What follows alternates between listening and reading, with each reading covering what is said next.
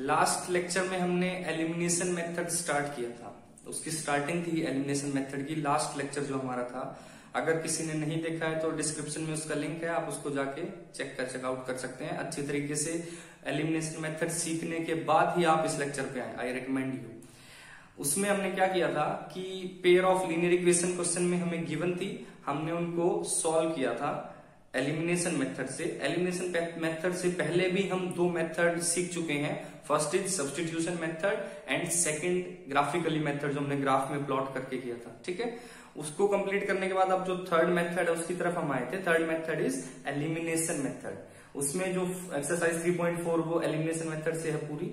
उसमें 3.4 का जो फर्स्ट क्वेश्चन था वो लास्ट लेक्चर में कंप्लीट है पूरा, उसका सॉल्यूशन उसमें कंप्लीट है।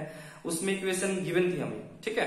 अब इक्वेशन गिवन नहीं होंगी, जो सेकंड क्वेश्चन है उसके जितने भी पार्ट्स हैं उसमें इक्वेशंस नहीं गिवन होंगी, हमें एक सिचुएशन गिवन होगी वर्ड की फॉर्म में। ठीक है, वर्डिंग में हमारे पास सिचुएशन गिवन होगी, उसको सबसे पहले हमें एल्जेब्रिकली रिप्रेजेंट करना है। एल्जेब्रिकली रिप्रेजेंटेशन का मतलब है कि उसको इक्वेशन की फॉर्म में सबसे पहले हमने लिखना है। इक्वेशन की फॉर्म में लिखने के बाद हम उस पे एलिमिनेशन मेथड अप्लाई करेंगे, और वो एलिमिनेशन मेथड भी हम जब अप्लाई करेंगे जब उसका सॉल्यूशन एग्जिस्ट करता हो। सॉल्यूशन की एग्जिस्टेंसी के बारे में आपसे पहले डिस्कशन हो चुका है, एक बार ओवरव्यू करते हैं उसका। सॉल्यूशन की एग्जिस्टेंसी कब होती है? जब हमारे पास pair of linear equation a1x plus b1y plus c1 is equal to 0, second equation a2x plus b2y plus c2 equal to 0। ये स्टैंडर्ड फॉर्म में जब हमारे पास इक्वेशंस होंगी तब एग्जिस्टेंसी की बात हम बाय कंपेयरिंग द रेशियो करते हैं। a1 upon a2 does not equal to b1 upon b2 अगर है तो सॉल्यूशन एग्जिस्ट करता है, और वो भी यूनिक सॉल्यूशन हमारे पास। एक केस और होता है जब ये सॉल्यूशन एग्जिस्ट करे, a1 upon a2 equal to b1 upon b2 equals to c1 upon c2। इस केस में there are infinite number of solution. तो जब ये इनफाइनाइट नंबर ऑफ सॉल्यूशन का मतलब क्या है कि every point is a solution. ठीक है, एवरी पॉइंट का मतलब every number is a solution. तो इस केस में सॉल्यूशन फाइंड नहीं करेंगे। जब सारे नंबर ही सॉल्यूशन है तो फाइंड करने की क्या जरूरत है? कोई भी दो नंबर बोल देंगे वो सॉल्यूशन हो गया। ठीक है, तो सॉल्यूशन हम फाइंड सिर्फ इस केस में करते हैं जिस केस में यूनिक सॉल्यूशन है, केवल जो पेयर बनेगा उनका एक ही सॉल्यूशन है, और वो फिर फाइंड करना पड़ेगा। उसको हम ऐसे ही तुक्का मार के नहीं बोल सकते, उसको हम फिर अपने मेथड्स है जो हमारे पास वो अप्लाई करेंगे, और तब जाके हम वो सॉल्यूशन फाइंड आउट करते हैं। ठीक है, तो अब जो क्वेश्चंस आएंगे हमारे पास जिसमें सिचुएशन गिवन होगी, उसमें दो क्वांटिटी आपको मिलेंगी ही मिलेंगी। क्यों मिलेंगी? क्योंकि दो क्वांटिटीज का मिलना जरूरी है। दो क्वांटिटीज इसलिए मिलेंगी क्योंकि हम ये जो इक्वेशंस है एलिमिनेशन मेथड से सॉल्व करेंगे, और उस एलिमिनेशन मेथड में टू वेरिएबल्स होते हैं। ठीक है, कौन से? एक x वेरिएबल है और एक y। तो इसलिए हर क्वेश्चन में दो क्वांटिटीज गिवन होंगी और दो कंडीशंस भी गिवन होंगी। दो कंडीशंस क्यों गिवन होंगी? अगर एक ही कंडीशन गिवन हो तो फिर हम एक ही इक्वेशन फॉर्म करते हैं। ठीक है, अगर दो कंडीशन गिवन हो तब जाके हम दो इक्वेशन फॉर्म करेंगे। अब जब किसी ने हमें दो वेरिएबल दे दिए, ये जनरल नॉलेज की बात है कि अगर दो वेरिएबल्स हैं तो फिर दो इक्वेशन मस्ट हैं इनको सॉल्व आउट करने के लिए। ठीक है, दो इक्वेशंस के अगर एक ही इक्वेशन और दो वेरिएबल हो हम उनको कभी नहीं सॉल्व कर सकते। क्लियर? अगर दो वेरिएबल हैं हमारे पास तो दो इक्वेशंस का होना बहुत जरूरी है, तब जाके हम इनको सॉल्व करेंगे। क्लियर? अब तो जो क्वेश्चंस आएंगे उनमें ये बात आपको क्वेश्चन की स्टेटमेंट पढ़ोगे तभी मिल जाएगी। क्या चीज मिल जाएगी? कि दो कंडीशंस होंगी और दो क्वांटिटीज होंगी। दो कंडीशन से तो दो इक्वेशन बना लेंगे, दो क्वांटिटीज से दो वेरिएबल बन जाएंगे। ठीक है, तो उनके अकॉर्डिंग हम उनको जो सिचुएशन होगी उसको एल्जेब्रिकली रिप्रेजेंट करेंगे। एल्जेब्रिकली रिप्रेजेंट करने के बाद फिर हम अपना एलिमिनेशन मेथड एक बार चेक करेंगे कि सॉल्यूशन एग्जिस्ट तो करता है ना उसका। क्या पता हम सॉल्व करते रहे और सॉल्यूशन एग्जिस्ट ना करे तो मेहनत बेकार जाएगी। तो पहले ही चेक कर लेंगे कि उनका सॉल्यूशन जो है वो एग्जिस्ट कर रहा है। ठीक है, उसके बाद फिर हमने एलिमिनेशन मेथड सीखा था। Elimination method is the simplest method, most convenient method. Substitution method से भी पहले सॉल्यूशन देगा, ग्राफिकल मेथड से भी पहले सॉल्यूशन देगा। तो अगर आप कोई इक्वेशंस पहले ट्राई करो तो अगर मेंशन नहीं किया गया कि यूज दिस मेथड, तो एलिमिनेशन आप खुद ही, मैं बोलूंगा ही नहीं आपको, आप खुद ही एलिमिनेशन से ट्राई करोगे। ठीक है, चलते हैं। अब यहाँ पे जो क्वेश्चन रिटर्न है वो एक्सरसाइज 3.2 क्वेश्चन नंबर 2 का फर्स्ट पार्ट है हमारे पास। ये क्या है? If we add 1 to the numerator and subtract 1 from the denominator, a fraction reduced to 1. कोई फ्रैक्शन है, फ्रैक्शन के बारे में भी आपसे डिस्कशन कर लिया था मैंने। फ्रैक्शन क्या होता है? Fraction a number which can be represent in the form of p by q where p and q are positive integer. Clear? Rational और फ्रैक्शन का डिफरेंस आपको बताया गया था कि रैशनल में भी p by q की फॉर्म होती है q not equal to 0, fraction में भी p by q की फॉर्म होती है q नॉट इक्वल टू 0। फर्क क्या है कि रैशनल में p और q इंटीजर्स हो सकते हैं, पॉजिटिव नेगेटिव कुछ भी, कोई फर्क नहीं पड़ता, लेकिन जो हमारा फ्रैक्शन होता है उसमें नॉन नेगेटिव इंटीजर होते हैं। ठीक है, करते हैं क्वेश्चन। अब आपको दो क्वांटिटी और दो कंडीशंस पहचाननी है, two quantities and two conditions. If we add 1 to the numerator, एक क्वांटिटी हमारी ये होगी numerator, and subtract 1 from the denominator, एक क्वांटिटी होगी, दो क्वांटिटी मिल गई। ठीक है, वैसे भी कोई फ्रैक्शन फॉर्म करने के लिए न्यूमरेटर और डिनोमिनेटर दोनों का होना बहुत जरूरी है। तो एक क्वांटिटी को x बोल दो, दूसरी क्वांटिटी को y बोल दो। तो लेट सॉल्यूशन है, let numerator is equals to x and denominator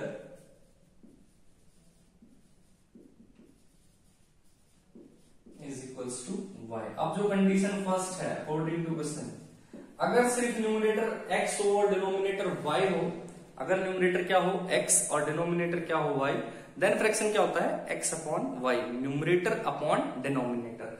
तो फ्रैक्शन क्या हो जाएगा x अपॉन y। बट इसने कंडीशन दी है, कंडीशन क्या दी है? If we add 1 to the numerator, numerator में क्या ऐड कर दो 1, ये कर दिया, and subtract 1 from the denominator, denominator से 1 सब्ट्रैक्ट कर दिया। ठीक है, जैसा इसने बोला वैसा तो करना पड़ेगा। ऐड कर दिया 1 न्यूमरेटर में और सब्ट्रैक्ट कर दिया 1 from the denominator, fraction reduce to 1। जो फ्रैक्शन पहले x अपॉन y था, ऐसा करने के बाद वो रिड्यूस होकर क्या बन गया है 1, that is equals to 1। I think clear? एक फ्रैक्शन है x अपॉन y, x क्योंकि x हमने उसका न्यूमरेटर बोला है, y उसका डिनोमिनेटर बोला, तो फ्रैक्शन क्या होगा x अपॉन y। हमें नहीं पता वो क्या है, लेकिन कुछ काम करने के बाद वो 1 को रिड्यूस हो जाता है, वो 1 बन जाएगा। क्या काम करने के बाद? कि अगर 1 ऐड कर दे न्यूमरेटर में और 1 सब्ट्रैक्ट कर दे डिनोमिनेटर से, तो हमने ऐसा ही किया, 1 को ऐड किया न्यूमरेटर में, 1 सब्ट्रैक्ट कर दिया डिनोमिनेटर से, फ्रैक्शन रिड्यूस टू 1। फ्रैक्शन क्या बन गया हमारा 1, दैट इज क्रॉस मल्टीप्लाई करो, x प्लस 1 y माइनस 1, उधर जाके 1 के साथ मल्टीप्लाई होगा तो ये y माइनस 1 ही रह जाएगा, 1 के साथ मल्टीप्लाई करेंगे कोई फर्क नहीं पड़ेगा, y माइनस 1। अब इसको स्टैंडर्ड फॉर्म में लेके आते हैं, y को इस साइड लाओ, इस 1 को उस साइड, तो y को मैं इस साइड लेके आऊंगा तो x माइनस y हो जाएगा, -1 यहाँ ऑलरेडी है, ये 1 पॉजिटिव है, इस साइड आगे ये भी नेगेटिव हो जाएगा, राइट हैंड साइड जब ये आएगा। So x minus y is equals to -2, that is our equation number first. Clear? एक कंडीशन थी, एक कंडीशन हमने पूरी पढ़ी, उससे क्या आया वो लिखा, उससे हमने उसको एल्जेब्रिकली रिप्रेजेंट कर दिया जो कंडीशन थी, उस कंडीशन से हमारी ये इक्वेशन आई है, which is equation in 2 variable, linear equation in 2 variable. अब सेकंड जो कंडीशन है, केस 2 जो है, या सेकंड कंडीशन बोल दो इसको, ये हमारा केस फर्स्ट था। सेकंड कंडीशन में क्या है? It becomes 1/2। इट मतलब वही फ्रैक्शन, कौन सा फ्रैक्शन? x अपॉन y, ये 1/2 बन जाएगा। कब बनेगा? If we only add 1 to the denominator. अगर मैं ओनली डिनोमिनेटर में क्या ऐड करूं 1, ये फ्रैक्शन क्या बन जाएगा 1/2। क्लियर? अगर ओनली डिनोमिनेटर में 1 ऐड करें तो फ्रैक्शन क्या बन जाएगा 1/2। क्रॉस मल्टीप्लाई, 2 साइड जाएगा, 2 उधर x के साथ जाके 2x और y प्लस 1 फिर दोबारा y के साथ है तो y प्लस 1। y को इस साइड लेके आओ, 2x minus y is equals to 1, that is our equation number 2। तो हमारे पास पेयर ऑफ लीनियर इक्वेशन हो गया है जिसका नाम हमने 1 और 2 लिखा है। अब उनको सॉल्व करते हैं क्या आता है। तो एलिमिनेशन में फिर दोबारा मैं आपको याद दिलाता हूं, coefficient equals sign different, coefficients are should be equal and sign should be different. तो कोफिशिएंट मेरे को इक्वल दिख रहे हैं आप y के, इस इक्वेशन में y कोफिशिएंट -1, यहाँ भी y का कोफिशिएंट -1, बट साइन क्या है? साइन सेम है, तो साइन हमें चेंज करने की जरूरत है। चलो कर लेते हैं। इस इक्वेशन में उसके नीचे लिखता हूं मैं x minus y is equal to -2, ये मेरी इक्वेशन फर्स्ट थी। साइन चेंज कर रहे हैं क्योंकि ये कैंसिल आउट करना है ना, एलिमिनेट करना है एक वेरिएबल को, तो साइन चेंज करने की जरूरत होगी। ये नेगेटिव, ये पॉजिटिव, ये नेगेटिव था तो ये पॉजिटिव, सबके साइन चेंज कर दिए। 2x, x पहले पॉजिटिव हुआ करता था बट हमने उसके साइन चेंज कर दिए तो वो अब नेगेटिव हो गया है। 2x minus x is x, ठीक है। Minus y plus y cancel out, दोनों पॉजिटिव हैं, x इज इक्वल्स टू 3। ये हमारी वैल्यू आ गई x की। कहां पुट करें इसको, यहां कर लो, कहीं भी कर लो, यहां कर लेते हैं, चलो पुट इन फर्स्ट। x की प्लेस में मैंने यहां 3 पुट किया, 3 minus y is equal to -2, तो y इस साइड 2 इस side, 3 plus 2 is equals to y, दोनों पॉजिटिव हो गए ना, y यहां नेगेटिव था इधर पॉजिटिव हो गया, -2 यहां नेगेटिव था इधर आके पॉजिटिव हो गया। So 3 plus 2 is equals to y, यानी कि 5 इज इक्वल्स टू y और y is equal to 5। So the fraction is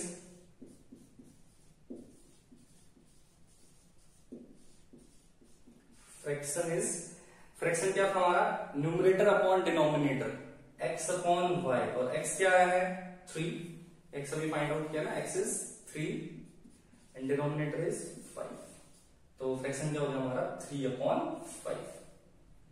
fraction is 3 upon 5। एक बार रफली, जो रफ में हम चेक करते थे, कंडीशन सेटिस्फाई हो रही है क्या, कह रहा है कि अगर फ्रैक्शन में numerator if we add 1 to the numerator में 1 ऐड कर दो and subtract 1 from the denominator, ये सब्ट्रैक्ट कर दो, ऊपर क्या होगा 4, नीचे भी क्या 4, 4 बाय 4 से कैंसिल किया गया 1, ए फ्रैक्शन रिड्यूस टू 1, ठीक है।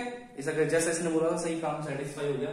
Second, if we only add 1 to the denominator, 3/5 था, 1 ओनली डिनोमिनेटर में ऐड किया है तो क्या बन जाएगा 3/6, दैट मीन्स 1/2, बिल्कुल सही बात है, ठीक है। तो ये मैंने अपनी सेटिस्फेक्शन के लिए चेक कर लिया कि कहीं कोई मिस्टेक तो नहीं की हमने, क्योंकि क्वेश्चन हम बड़ी फ्लुएंसी में चलते हैं, क्वेश्चन सॉल्व करते, मिस्टेक कहाँ हो जाए कई बार पता नहीं चलता है, तो यहाँ हम अपनी मिस्टेक को पकड़ सकते हैं, यहाँ हमने कुछ ना कुछ गड़बड़ की है। तो आई थिंक ये क्वेश्चन आपको क्लियर है, सिंपल क्वेश्चन था, रिपीट कराने की आई थिंक तो जरूरत है नहीं, फिर भी रिपीट करना है तो ये तो वीडियो लेक्चर आप दोबारा स्टार्टिंग से वीडियो देख सकते हैं, ठीक है। सो अब नेक्स्ट क्वेश्चन की तरफ चलते हैं, क्वेश्चन नंबर 2 की तरफ। सेकेंड पार्ट है 5 years ago Noori was thrice as old as Sonu. दो क्वांटिटी मिलगी, एक नूरी एक सोनू, ठीक है। पर्सन है, क्वांटिटी नहीं बोल सकते बट हमारे लिए तो क्वांटिटीज हैं। तो दो ऐसी पहली कंडीशन क्या है, 5 years ago Noori was thrice as old as Sonu. 5 साल पहले नूरी जो है वो उसकी एज 3 times है सोनू की एज से, ठीक है। तो यहीं से आप ये पता लगा लो कि छोटा कौन है, छोटा या बड़ा कौन है, ये पता लगाओ। 5 years ago 5 साल पहले नूरी वाज 3 times, नूरी थ्राइस है 3 times, तो नूरी बड़ी होगी ना, जितनी भी एज, मान लो कि सोनू की एज 10 है तो नूरी इसका 3 times 30, तो नूरी इज ग्रेटर, नूरी की एज क्या है ज्यादा। तो मान लेते हैं late present age of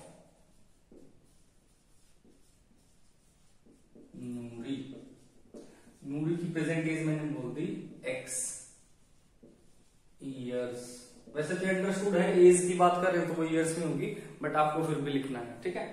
second, जो दूसरी लड़की है वो है Sonu, so also let present age of Sonu is y years, ठीक है। According to question, case first में क्या बोला गया है कि 5 साल पहले की बात करो, तो अगर आज सोनू की एज x है तो 5 साल पहले क्या हो जाएगी x -5, नूरी की एज y है तो क्या हो जाएगी y -5, और जो नूरी है ना वो बड़ी है, उससे 3 गुना बड़ी है, तो अगर मैं मल्टीप्लाई करूंगा, छोटी क्वांटिटी को मल्टीप्लाई करेंगे तब वो बड़ी के इक्वल होगी, ठीक है ना। अगर बड़ी क्वांटिटी को मल्टीप्लाई कर दिया, वो पहले ही बड़ी है, छोटी से मल्टीप्लाई कर दिया तो वो और बड़ी हो जाएगी, तो इक्वल टू साइन तो कभी नहीं आएगा, हमें पहुंचना है इक्वल टू साइन पे, क्योंकि इक्वेशन फॉर्म करते ना, इक्वेशन में इक्वालिटी का साइन आता है। तो अगर मैं सोनू की एज को 3 से मल्टीप्लाई कर दी, then they should be equal, they must be equal, okay.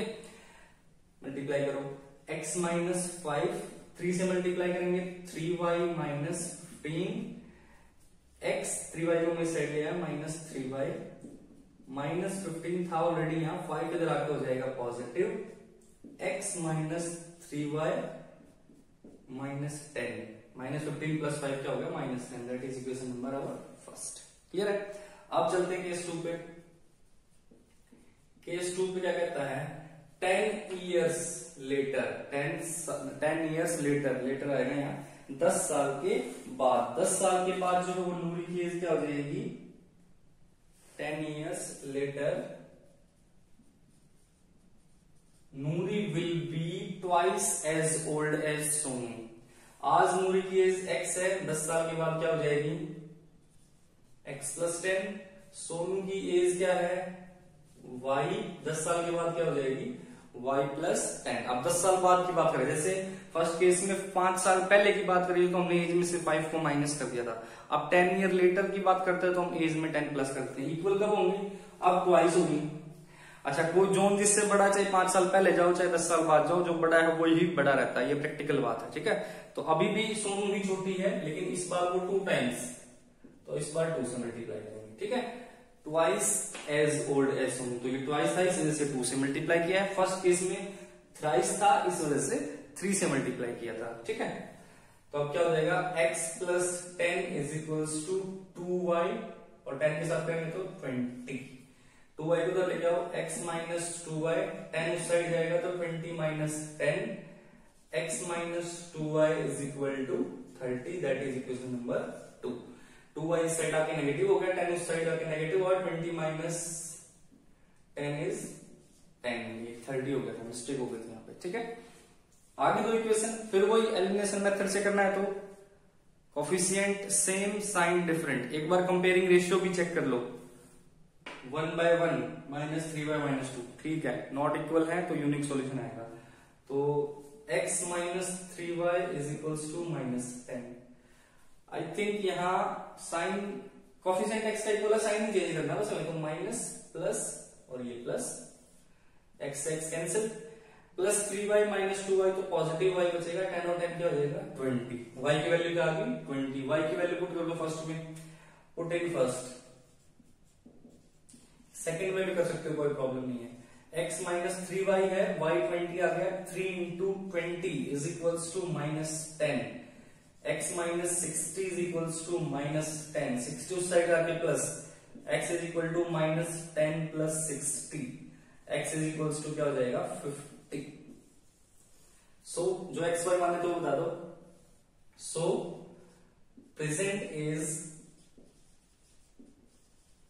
As of नूरी जो कि x थी कितनी है 50 इयर्स।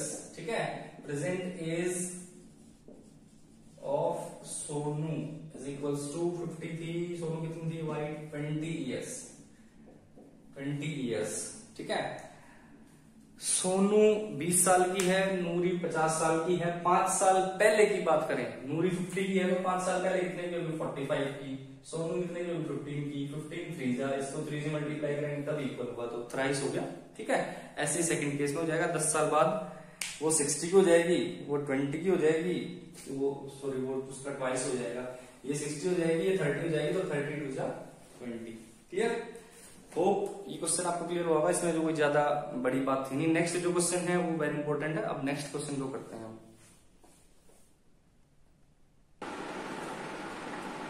नेक्स्ट क्वेश्चन है हमारा, the sum of digits of a 2 digit number is 9। ये पढ़ने में बहुत आसान बात लग रही है कि sum of digit of a 2 digit number is 9, but जो इस टाइप का क्वेश्चन है वो आप आई थिंक पहली बार ही सीख रहोगे, 8th क्लास में भी एक बार आता है, भूल भी गए हो, अगर किसी को याद है तो बहुत अच्छी बात है। देखो, the sum of digit of a 2 digit number is 9। कोई 2 डिजिट का नंबर है, उसकी जो डिजिट्स का सम है वो क्या है 9।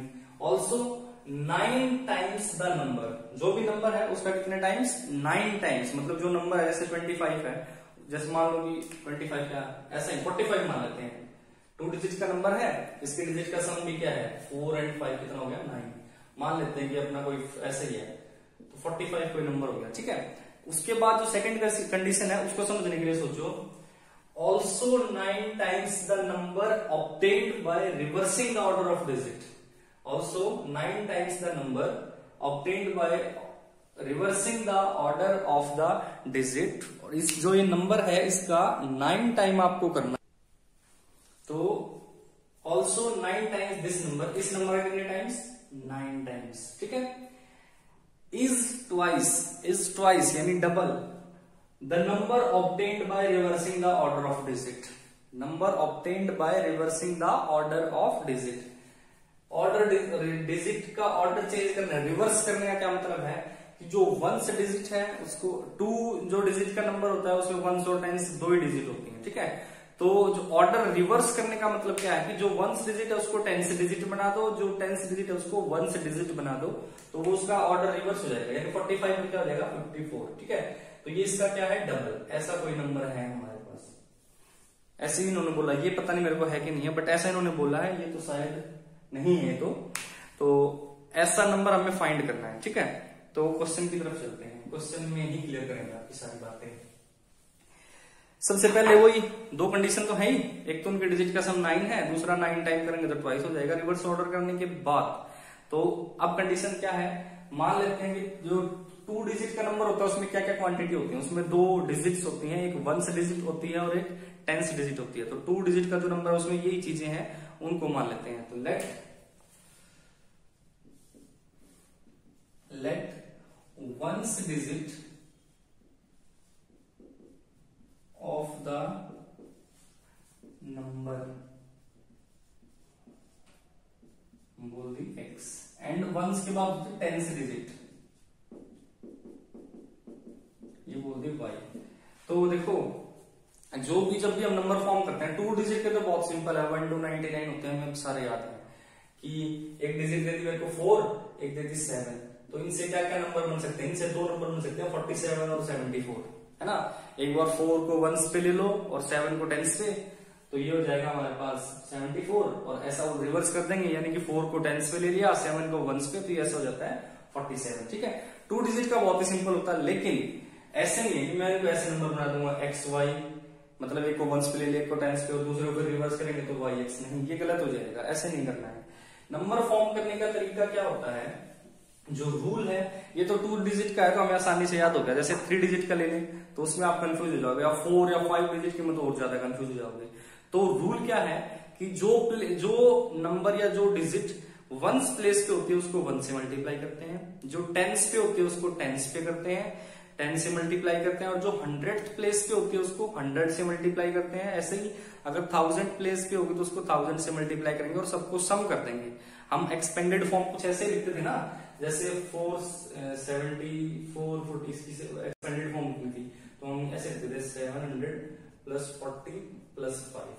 तो एक्सपेंडेड फॉर्म का क्या मतलब है, वंस प्लेस पे 5 है तो वंस प्लेस की मल्टीप्लाई 1 से, टेंस प्लेस पे 4 है तो इसकी मल्टीप्लाई 10 से, 4 की मल्टीप्लाई 10 से, और ये 100 प्लेस पे तो इसकी मल्टीप्लाई 100 से, ऐसे इन सब का सम करके ये बनता था 745। तो ये रूल होता है, जो सा नंबर जिस प्लेस पे है उसी के अकॉर्डिंग मल्टीप्लाई करके और सबको ऐड कर देते हैं, तो जब जाके हमारा नंबर फॉर्म होता है, ठीक है ना।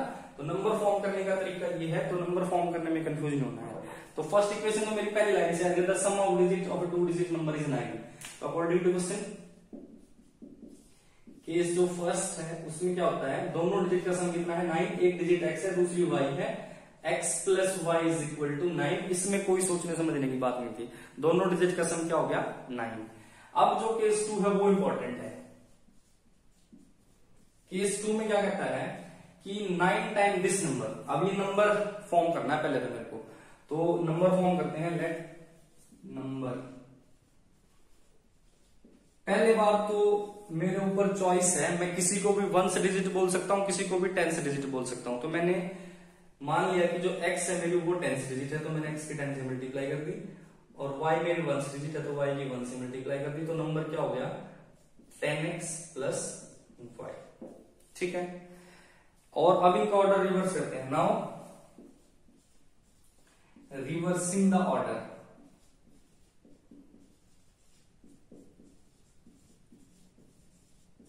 रिवर्सिंग द ऑर्डर मतलब रिवर्स करने का मतलब ये है कि जो टेंस प्लेस पे था वो वंस प्लेस पे आ जाएगा, जो वंस प्लेस पे है वो टेंस पे चला जाएगा, तो ऑर्डर रिवर्स हो जाएगा। तो अब नंबर क्या फॉर्म होगा, अब y की मल्टीप्लाई होगी 10 से, क्योंकि y को मैं टेंस प्लेस पे लेके जा रहा हूं, और x की मल्टीप्लाई होगी 1 से, x प्लस 1, ये कितना हो जाएगा 10y प्लस x। तो ये दो नंबर आ गए हमारे पास। प्रैक्टिकली समझो, नंबर्स लेके दो नंबर हैं 6 और 9। अब इनसे दो डिजिट हैं 6 और 9, ये तो याद है मेरे को 96 और 69 बनेगा, लेकिन फॉर्म कैसे करते, 6 को मान लिया टेंस प्लेस पे तो इसकी मल्टीप्लाई 10 से, 9 को मान लिया वंस प्लेस तो इसकी मल्टीप्लाई 1 से, कितना हो जाएगा 60 प्लस 9 कितना हो गया 69। अब रिवर्स करो ऑर्डर को, जिसकी 1 से करी तो उसकी 10 से, यानी 9 की 1 से मल्टीप्लीकेशन थी ना, तो 9 की अब 10 से होगी, प्लस 6 की 1 से, तो कितना हो जाएगा 10 9 90 प्लस 6 कितना हो गया 96। तो ये रूल होता है, रूल के अकॉर्डिंग चल रहे हैं हम, वेरिएबल्स को मान के, ऐसे नहीं सीधा एक्स वाई और वाई एक्स लिख देंगे, ठीक है। तो दो नंबर मेरे पास आ चुके हैं, दोनों नंबर। अब केस 2 मेरे को इनपे अप्लाई करना है। केस 2 क्या है, कहता है कि 9 टाइम्स दिस नंबर, पहले था नहीं नंबर, इसका 9 times, 9 into 10x plus y is twice the number obtained by reversing the order of digit. जो रिवर्स करने के बाद जो नंबर मिला ना, इसका ट्वाइस है, तो ये बना रिवर्स करने के बाद, तो इसका ट्वाइस है, यानी इससे मल्टीप्लाई कर देंगे 2 से, 10y plus x। I think ये क्लियर हुई बात आपको। तो अब मल्टीप्लाई करते हैं 90x plus 9y, 20y plus 2x लेके आते हैं, 90x माइनस 2x, ठीक है, plus 9y minus 20y is equal to 0। 90x में से 2x माइनस करेंगे तो 88x, और माइनस 9y से माइनस 20y तो 11y is equal to 0। 11 common ले लेते हैं, 11 कॉमन लेंगे तो क्या बचेगा 8x minus y is equal to 0। 11 को इस साइड भेज देंगे, 0.11 हो जाएगा, 0.11 का मतलब 0 ही है, ठीक है, तो 11 हटा सकते हैं यहाँ से, तो 8x minus y is equal to 0, ये हमारी क्या है equation number 2।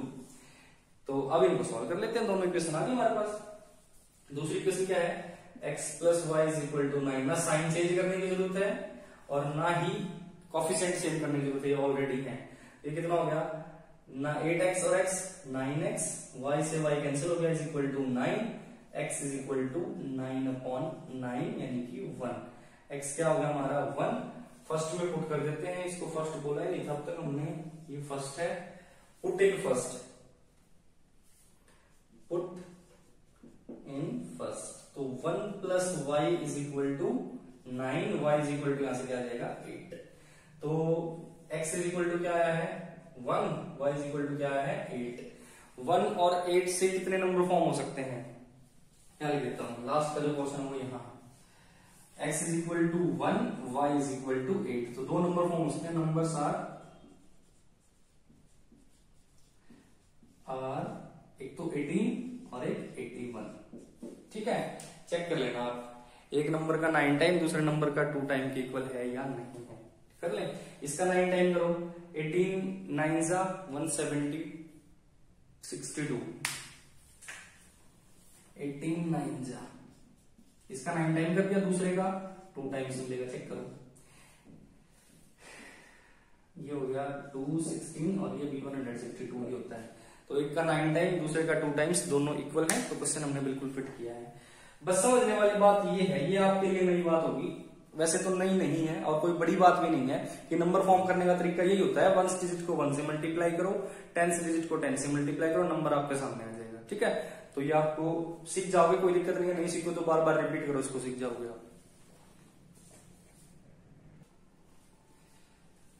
Part fourth is Meena went to a bank to withdraw ₹2000। Meena एक बैंक जाती है जहां उसका अकाउंट है, वो ₹2000 विड्रॉ के लिए जाती है, 2000 रुपए उसको अपने बैंक से निकालने हैं, ठीक है।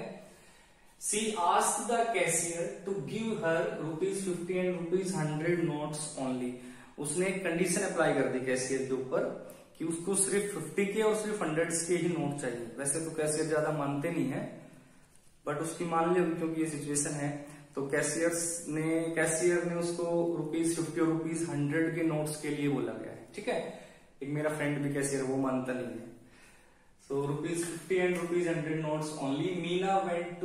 Meena got 25 notes in all. Meena को टोटल कितने नोट्स मिले हैं? कुछ 50 के, कुछ 100 के। सिर्फ इसके अलावा उसने कोई नोट नहीं लिया है, जो कि कैशियर से उसने पूछा है कि उसकी दोस्ती होगी, उससे उसने उसकी बात मान ली। तो उसके पास टोटल कितने नोट्स आए हैं? 25। कुछ उसमें से 50 के हैं, कुछ उसमें से 100 के हैं। ठीक है, और रुपीज उसके पास टोटल कितने हैं? 2000। हमें क्या फाइंड करना है? Find how many notes of ₹50 and ₹100 she received. कितने नोट वो 50 के लेके आई है, कितने नोट्स वो 100 के लेके आई है, वो आप हमें बात फाइंड आउट करके बताओ। ठीक है, तो जो चीजें फाइंड करनी है उनको एक्स बोल देते हैं। लेट नंबर ऑफ ₹50 नोट्स, 50 रुपए के नोट मैंने मान लिए एक्स। ठीक है, ऑल्सो नंबर ऑफ ₹100 नोट्स, ये बोल दिया मैंने वाई।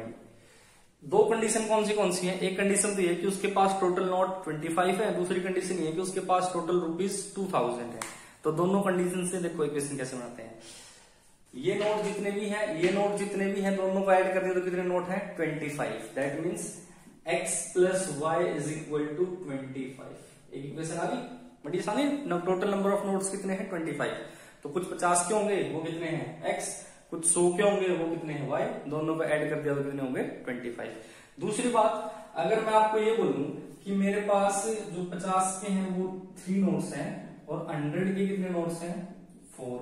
और मैं ये पूछूं कि मेरे पास कितने रुपए हैं या आपके पास कितने रुपीज है, तो आप कैसे करोगे? 50 के 3 नोट है तो 50 के किससे मल्टीप्लाई करेंगे? 3 से। प्लस 100 के 4 नोट है तो 100 के मल्टीप्लाई किससे करेंगे? 4 से। तो कितने हो गए? 150 प्लस 400, तो आपने बोले मेरे पास 550 रुपीज है। ठीक है, ये प्रैक्टिकल क्वेश्चन है, डेली आपके लाइफ में होता भी होगा। दूसरा, इसके अकॉर्डिंग बात करूं मैं तो मेरे पास 2000 रुपए हैं। ठीक है, और 50 के मेरे पास कितने नोट हैं? 50x। तो अभी मैंने क्या किया था, जितने नोट 50 के तो उसकी मल्टीप्लाई 50 से कर ली थी, और जितने नोट 100 के तो उसकी मल्टीप्लाई 100 से कर लेंगे। तो प्लस कर देंगे तो इक्वल टू टोटल जो रुपीज है वो आ जाएंगे। टोटल रुपीज कितने हैं? 2000। तो जो 50 के नोट है उनकी x से मल्टीप्लाई, क्योंकि 50 के नोट कितने अपने पास? x। तो कितना हो जाएगा? 50x। और जो 100 के नोट उनके मल्टीप्लाई 100 से तो कितना हो जाएगा? 100y। और टोटल रुपीज कितने हैं? 2000। ठीक है, आई कंडीशन समझ में? पहले हमने बोल दिया हमारे पास 50 के नोट x है, तो रुपीज क्या हो गए? जितने नंबर ऑफ नोट्स है और जितनी उसकी वैल्यू है दोनों को मल्टीप्लाई करते हैं। x नोट ऐसे हैं जिनकी वैल्यू 50 रुपए है, और y नोट ऐसे हैं जिनकी वैल्यू 100 रुपए है। तो x नोट जिनकी वैल्यू 50 है तो दोनों की मल्टीप्लाई करी 50x, और y नोट जिनकी वैल्यू 100 है तो 100y, और टोटल रुपीज कितने हैं? 2000। अब तो कोफिशिएंट इक्वल करना ही पड़ेगा। 100 से मल्टीप्लाई करते हैं फर्स्ट को। मल्टीप्लाई फर्स्ट, या तो 50 से कर लो या 100 से कर लो, कोई प्रॉब्लम नहीं है, जिससे आपको करना उससे कर लो। मैं 100 से कर रहा हूं। फर्स्ट बाय 100, तो क्या हो जाएगी? 100x plus 100y is equal to 2500। ये थर्ड आ गई कोई। इसके नीचे सेकंड लिखेंगे 50x plus 100y is equal to 2000। 100 से क्यों मल्टीप्लाई करा था? y का कोफिशिएंट इक्वल हो गया था ना, फिर 50 से करते तो x का कोफिशिएंट इक्वल हो जाता। अब साइन चेंज करो, minus minus minus 100x minus 50x 50x, ये कैंसिल आउट हो गया। 100y माइनस 100y 2500 में से 2000 माइनस करेंगे तो होगा 500, और x is equals to 500 upon 50।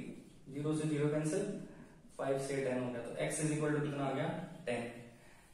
x is equal to 10 first में पुट करो, put x is equals to 10 in first, तो 10 plus y is equal to 25, y is equal to 25 minus 10, यानी y इज इक्वल टू 15। तो number of rupees 50 notes, 50 रुपए के note कितने हैं?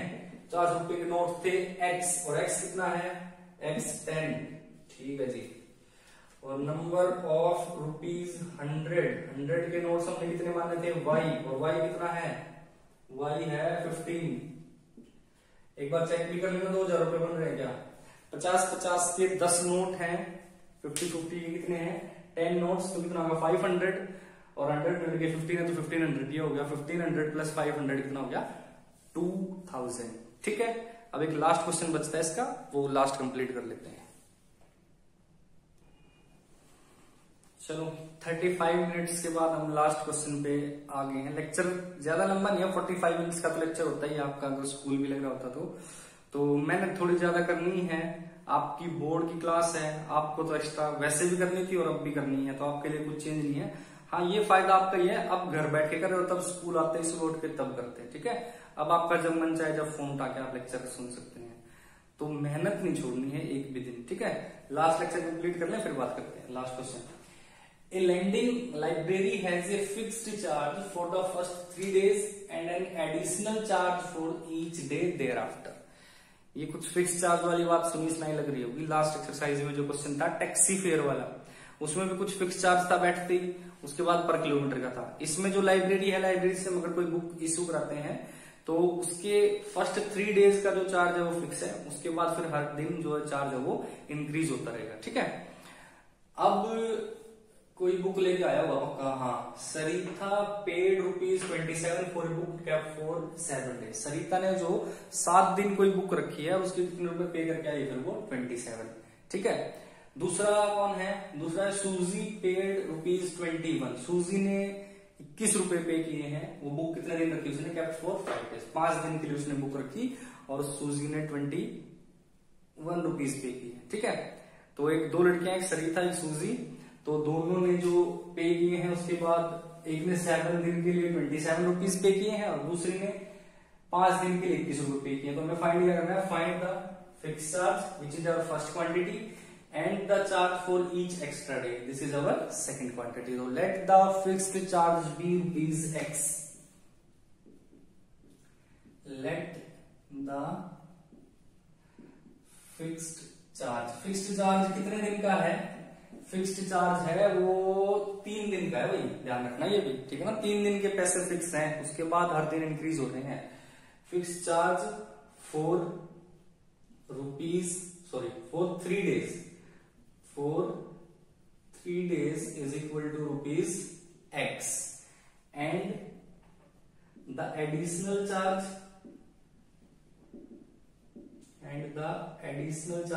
जो पर डे के हिसाब से वो मैंने मान लिया ₹Y। अब जो पहली लड़की थी ना सरिता, उसने 7 दिन बुक रखी थी। ठीक है, तो 3 दिन के तो फिक्स हैं, 3 दिन के तो कितने रुपए हो गए X। 7 दिन बुक रखी, 3 दिन के तो ये दे दिए, अब बच गए कितने दिन 4, 7 में से 3 दिन के पे हो चुके हैं जो कि फिक्स हैं, अब बच गए दिन 7 - 3 4, उसके पर डे के हिसाब से Y है, 1 दिन के Y, 2 दिन के 2Y, 3 दिन के 3Y, 4 दिन के 4Y, तो 4 दिन बच गए, क्योंकि टोटल 7 दिन बुक रखी ना उसने, 3 दिन के तो ये हो गए क्योंकि फिक्स चार्ज है 3 दिन का है, 3 फिर बच गए 4 के कितने हो गए 4Y। कितने डे की आई थी टोटल, वो कहां गई, ये 27।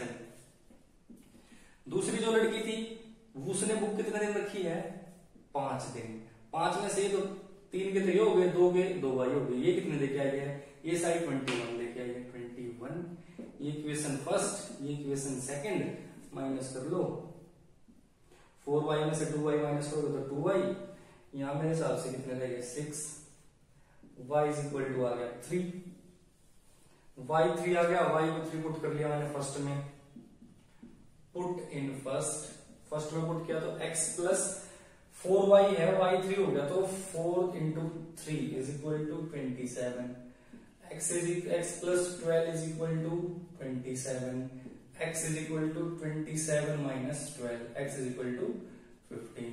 So fixed charge क्या था x, कितने रुपए है 15 रुपए फिक्स है भाई, ठीक है, और एडिशनल चार्ज माना था y, वो कितना है 3 रुपए, ठीक है। तो बुक 3 दिन के रुपए 15 है, उसके बाद पर डे आपके 3 रुपीज इंक्रीज होते रहेंगे। क्लियर हुआ आपको ये क्वेश्चन। तो अब ये एक्सरसाइज हो चुकी है कंप्लीट, एलिमिनेशन मेथड भी कंप्लीट, सब्स्टिट्यूशन भी, और एक्सरसाइज तो 2 और बचती हैं अभी, बहुत अच्छी एक्सरसाइज है, इंटरेस्टिंग है। एक मेथड और बचता है क्रॉस मल्टीप्लीकेशन, ज्यादा उसको यूज में लेते नहीं है, लेकिन करेंगे, क्या पता एग्जाम में लिख के आ जाए कि solve by using cross multiplication method. ठीक है, इजी है वो भी, बट कई बार उसमें बच्चे कंफ्यूज जाते हैं, तो जो आपको ठीक लगे वही करना है। तो मैं सारे मेथड आपको करा रहा हूँ, 3 मेथड करा दिए, लास्ट मेथड बचता है, शायद 3.6 तक इसकी एक्सरसाइजेज है, 2 या 3 या 4 या 5 लेक्चर में कंप्लीट करने की कोशिश करेंगे, ज्यादा जितना जल्दी हो सके उतना जल्दी कंप्लीट करते हैं। ऑल द बेस्ट, मेहनत करते रहना, एक भी दिन मिस नहीं करना है, कॉपी भी कंप्लीट सबको रखनी है। Thank you so much.